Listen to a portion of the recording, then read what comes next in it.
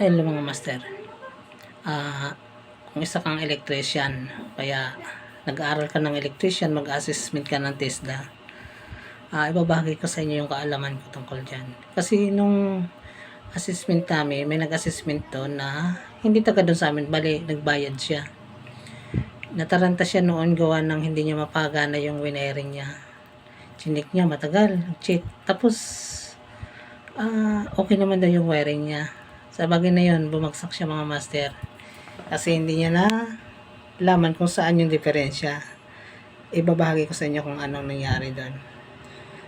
Kasi po, nag-install siya noon, hindi niya chinik yung breaker kung gagana ba, kung busted na ba o hindi. Hindi siya marunong. Kaya bumagsak siya. Ngayon, ituturo ko sa inyo kung paano i-testing yung circuit breaker. Napakadali lang po mga master. Panoorin nyo to. Ganito yung pagtitesting ng circuit breaker, kung good ba o hindi. Kasi minsan may mga factory defect yan. O kaya talagang busted na yung breaker.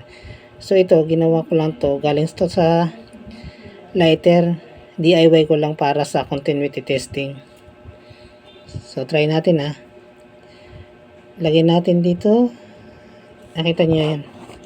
Ayan. Lagay mo dyan, dikit mo lang dyan. Dikit natin.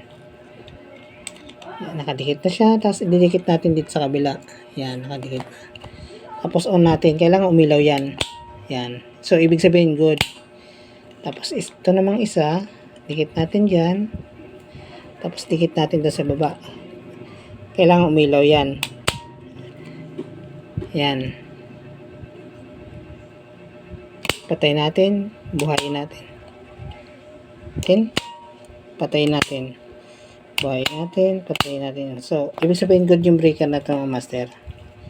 Ganun lang mga master yung pagtitesting ng circuit breaker kung okay pa ba o hindi na. Sana po may natutunan kayo mga master. Salamat.